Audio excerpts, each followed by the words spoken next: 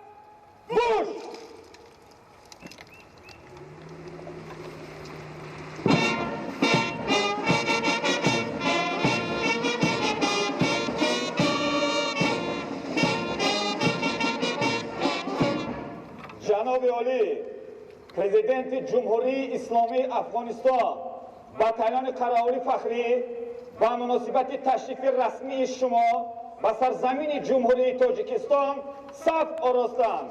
کماندیر باتالون فخری پادپالکونیک حافظزاده.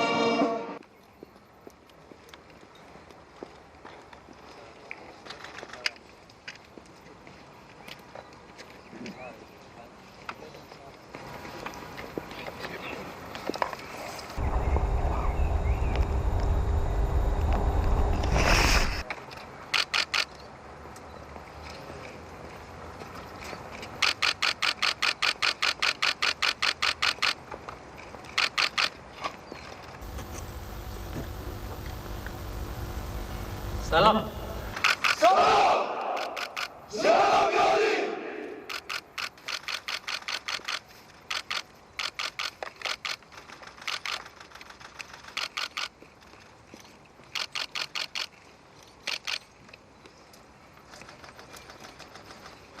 سلام علیکم. شما ده. سلام علیکم. سلام علیکم. سلام علیکم. سلام علیکم. سلام رئیس علیکم. مجلس ملی، رئیس پارلمان، سروزیر، سلام. السلام علیکم وزیر صاحب. زحمت بسیار کشیدن. سلام. سلام علیکم. سلام علیکم. سلام علیکم. سلام علیکم. سلام علیکم. شما ده. رئیس اداره سفیر بله بشناسم. وزیر تحصیلات عالی ما، وزیر داخلی ما.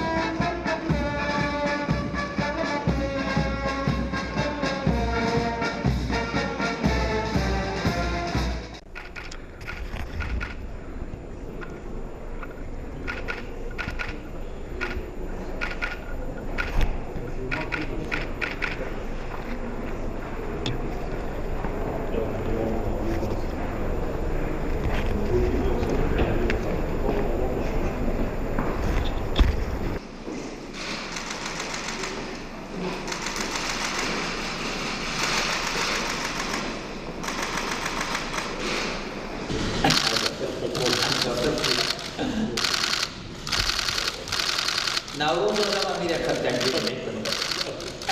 به همه مبارک. جلال‌الله برادر گرامی، با خانه دوم خودتان خوش آمدید بگید. سفر شما بسیار سفری هم رسمی هم باشد، هم بسیار در عرفه جشن اجدادی ماه شما برگزار می‌گردد. انشاءالله که برکتش به مردمان ما خیلی بیشتر بشه. ما رو دیگر خوش آمدید. بسم الله الرحمن باد هوا هم استقبال میکنن. بسم الله الرحمن الرحیم. جناب رئیس جمهور محترم تاجیکستان آمدن به دوشنبه همیشه دل مرا باز میکنه، چون مخصوصا در دوران نوروز جشن باستانی ما شما علاوه که دیرینه ما تازه میشه، بهار دوباره میاد و امکان از زیر برابر میکنه که دوستی ما عمیق‌تر و وسیع‌تر شد. بسیار تشکر از میهمان نوازی. بینندگان گرامی، این لحظات در قصر ملت ملاقات هیئت‌های وسیع جمهوری تاجیکستان و جمهوری اسلامی افغانستان ادامه داشته امضای سندهای دوجانبه همکاری و اظهارات مشترک سران دو دولت امامعلی رحمان و محمد اشرف غنی برگزار خواهد گشت. از جریان ملاقات و واخوری‌های سطحی عالی میان دو دولت در نشرهای منبع اخبار به طور مفصل به شما اطلاع خواهیم داد. ادامه برنامه اخبار. کاروان عبارت از صدها کتاب تاجیکان علامه باباجان غفورов به ناحیه نورآباد رسید. این کتاب با مقصد آموزشی تاریخ پرافتخار خلق تاجیک در اساس سپارش پیشوای ملت محترم امامعلی رحمان چاپ گردیده تا جشن 30 سالگی استقلال دولتی از نام سرور دولت به هر عائله مملکت تقدیم کرده می شود. مردم سربلند ناحیه نورآباد این اقدام پیشوای ملت را همچون تحفه گرانارزش، سرچشمه دانش و خیرات و منبع بی‌نظیر خودشناسی بهر نسل‌های امروز و فردا قبول نمودند. گزارش دیگولی محمود از ناحیه نورآباد. در اساس سپارش اساسگزار صلح و وحدت ملی، پیشوای ملت پرزیدنت جمهوری تاجیکستان محترم امام علی رحمان برای آموزش عمیق تاریخی پرافتخار خلق تاجیک، گروه کاری دستگاه اجرایی پرزیدنت جمهوری تاجیکستان شاه اثری اکادمیک بابا جان غفوروف کتاب تاجیکان را به هر خاندان ناحیه نورآباد رسانیدند. امروز چون عنعنه زمان صاحب استقلالی ترغیب میراث معنوی و سنت‌های مردمی که از جانب پیشوای ملت محترم امام علی رحمان همه جانبه دستگیری یافته برای تقویت بخشیدن به استقلال سیاسی و خودشناسی ملی زمینه با سزای میگذارد. بابا جان غفوروف محضر خودشناسی بوده برای همه صاحبان و میراثبران این تمدن بزرگ باعث افتخار ملی می باشد. کاروان کتاب‌های اهدا نموده پیشوای معظم ملت کتاب علامه بابا جان غفوروف تاجیکان به ناحیه وارد کرده شد و قریب 10,000 خانواده نورآباد از این کتاب برخوردار می‌گردند. کتاب مذکور امکان می‌دهد که ما از گذشته پرغناوت خود به خود درس‌ها بگیریم و این تجربه و این ارزش‌های ملی را در حیات خود ثمراناک استفاده بریم. مقصد اساسی چنین اقدام شناسایی با گذشته پرافتخار خلق تاجیک و در این زمینه بلندبرداشتن حس خودشناسی نسل امروز و فردای ملت می باشد. در حقیقت مطالعه شاه اثر اکادمیک بابا جان غفوروف کتاب تاجیکان برای هر یک تاجیک و تاجیکستانی مهم ارزیابی گردیده. این اقدام نجیبانه پیشوای ملت محترم امام علی رحمان شایسته تحسین و ستایش همگان است. پیشوای معظم ملت از روزهای نخستین صاحب استقلالی کشور به مسائل خودآگاهی و خودشناسی ملی اهمیت جدی می‌دهند. ما ساکنان ناحیه نورآباد از این اقدام نوبتی پیشوای معظم ملت اظهار منتداری می‌نماییم. امروز مردم کشور عزیزمان به خودشناسی و برقرار کردن خاطره تاریخی خویش بیش از پیش نیاز دارد. ما باید از تاریخ گذشته سبق بگیریم و برای وحدت کامل ملی کارهای بزرگی را به انجام برسانیم که در این راه پرشرف چاپ آثار گرانبهای اکادمیک بابا جان غفوروف برای برافروختن احساس وطن دوستی و افتخار ملی مدد خواهد رساند. از این رو اقدام نجیبانه پیشوای ملت پرزیدنت کشور محترم امام علی رحمان به مناسبت 30 سالگی استقلال دولتی جمهوری تاجیکستان به خاطر آموزش عمیق تاریخ و تمدن خلق تاجیک نه تنها دستور و هدایت فرهنگی بلکه رمز بزرگی و پاس داشتن خاطره ابرمندان ملت و حفظ منفعت‌های ملی می باشد. ایدگل محمود دادرجان میرزازاده برای برنامه اخبار از ناحیه نورآباد. در ولایت سوخ سال روان دورنامه 3 سال پیله 300 تن معین شده از طرف نمایندگان جمعیت سهامی کشاده پیله تاجیک در ولایت تخمی کرمک وارد و به موسم نو تیار کرده می شود. همزمان برای اجرای دورنامه 3 سالی و رشد ساحه با اشتراک عالمان و متخصصان ساحه در موضوع رشد 3 سال ابریشم و متاع اطلس در جمهوری تاجیکستان مشورت علمی برگزار کرده شد. گزارش محمود احمدزاده و دلشاد یوسفی. سال از سال وابسته به افزایش طلبات بالا رفتن نرخ ابریشم در بازار جهانی از جانب حکومت جمهوری تاجیکستان سال 2020 برنامه رشد کرمک پروری و کارکرد پله برای سالهای 2020-2024 قبول گردیده. هدف برنامه مستحکم نمودن منبع خوراکی کرمک ابریشمی، کارهای توت پروری و افزون نمودن حجم استحصال پله می باشد. بهر تطبیق برنامه دولتی استحصال پله از طرف نمایندگی جمعیت سهامی کشاده پله تاجیک در ولایت سوخت 9275 قطعه کرمک وارد و در جای مخصوص نگهداری و به موسم نو آماده کرده می شود.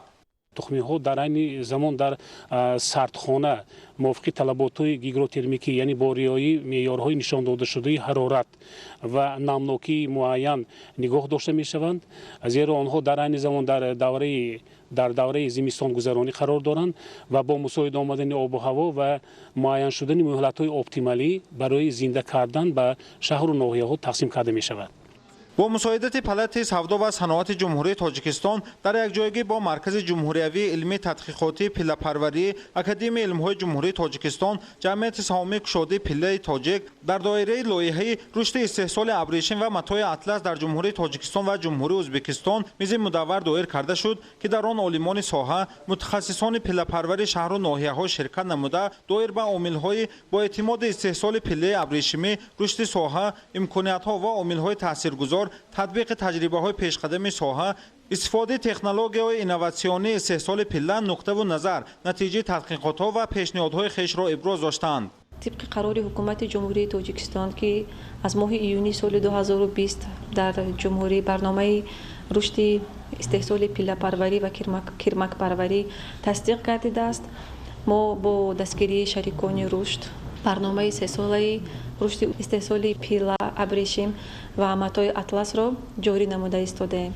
مقصد اساسی برنامه این رشد دادن استحصال متاع اطلس که یکی از فرهنگی غیر مادی ملی ما می باشد، مبادله تجربه گذراندن تمام متخصصانی که در ساحه کرمک پروری و استحصال اطلس فعالیت می نمایند امکانیت های استحصال آنها را زیاد نموده می باشد. تبریز ذکر گردید الحال از جانب عالمان زیاده از 12 ذات کرمک و زیاده از 50 نمود شجره‌دار کرمک آزمایش کرده می شود و از جانب مرکز جمهوری علمی تحقیقاتی پله پروری اکادمی علم‌های کشاورزی 4 دورگه سرحاصل کرمک ابریشمی و 2 نوع درخت توت آزمایش گردیده و محل مطابق کرده شدند. در نویه فرخار برای تامین بازار استعمالی با تخم و گوشت پرریزی پرنده از جانب صاحبکاران محلی ساختمان 2 کارخانه نو و 1 کارگاه پرنده پروری ادامه دارد که انشاءات مذکور امسال باید مورد استفاده قرار داده شود. در کارخانه پرنده پروری جمعیت دارای مسئولیت محدود ده المنت ناحیه از حساب بنیاد کارگاه نو مسئولین اقدام گرفتند که سرشمار پرنده و استحصال تخم را زیاد نمایند. ادامه موضوع در گزارش سیدجعفری محمدعلی و خورشید نادرخان. در دوره تطبیق هدف 4 ملی صنعتی کنونی با صورت کشور و وسایل تدبیرهای سازندگی و بنیادکاری بخشیده به استقبال جشن 30 سالگی استقلال دولتی جمهوری تاجیکستان برای تشکیل جایهای نو کاری و تامین بازار استعمالی با گوشت و تخم پرنده امروز در نویه فرخار از جانب صاحبکاران محلی در جماعت دیهات گلشن بنیاد 2 کارخانه نو پرنده پروری ادامه دارد که انشاءات مذکور امسال باید مورد استفاده قرار داده شود. بخشیده به جشن 30 سالگی استقلال دولتی جمهوری تاجیکستان 470 عدد انشاءات به نقشه گرفته شده است و تا امروز 405 عدد انشاءات حیاتاً مهم ساخته مورد استفاده قرار گرفتند و از این در 46 عدد انشاءات دیگر کارهای ساختمانی ادامه دارد و در باقی کارهای آمادگی برای آغاز کارهای ساختمانی رفته ایستاده است و در جماعت دیهات گلشن عین زمان ساختمان سیخ پرنده پروری برای 20000 سرما ادامه دارد. در این موضوع صاحبکاران اقدام گرفتند که در همکاری با متخصصان ساحه آینده باز 2 کارگاه نو پرنده پروری بنیاد نمایند. آینده ما نیاز داریم که با 3 تا سیخ دیگر ساخته به استفاده دیم، 2 تا سیخ با هم خیلی گوشتی، با 1 تا سیخ دیگر 20000 مرغ برای تخمی. در ناحیه بعدی به فعالیت شروع نمودن کارخانه پرنده پروری جمعیت دارای مسئولیتش محدود ده المنت همه روزه بیش از 10000 دانه تخم پرنده استحصال و به بازار استعمالی پیشنهاد می‌گردد. اقتدار استحصالی کارخانه مذکور در یک سال بیش از 3 میلیون دانه تخم را تشکیل داده، این زمان در آن قریب 13000 سر پرنده پرورش کرده می شود. برای زیاد نمودن سرشمار پرنده و اقتدار استحصالی صاحبکاران محلی اقدام گرفتند که در نزد کارخانه باز یک کارگاه پرنده پروری بنیاد نمایند. برای رشد ساحه پرنده پروری در جدمه دی المنت نوحه فرخار با ساختمان یک کارگاه پرنده پروری برای 15000 سر پرنده ادامه یافته ایستاده است که ما مقصد داریم که تا جشن 30 سالگی استقلالیت دولتی تاجیکستان ساختمان این انشاءات را با انجام رسانیم. در نزد کارخانه پرنده پروری جمعیت دارای مسئولیتش محدود ده المنت علاقه یک کارگاه برای پرورش 20000 سر پرنده به کار آماده کرده شده است و با بنیاد کارگاه دوم سرشمار پرنده در این کارخانه باید زیاد و جایهای نو کاری تأسیس داده شود. با این مقصد ساحه ماهی پروری نیز در زمینه کارخانه رشد داده می شود. مسئولین اقدام گرفتند که با استفاده از این شرایط استحصال ماهیچه‌ها را برای مانده آینده خواجگی‌های ماهی پروری ناحیه را با ماهی‌های خوش‌صفت تامین نمایند. бинандаҳои азизу арҷуманд ин буд барномаи иттилоотии ахбор. бо расидани дигар иттилои тоза дар нашрҳои минбаъда шуморо ошно месозем. саломат бошед.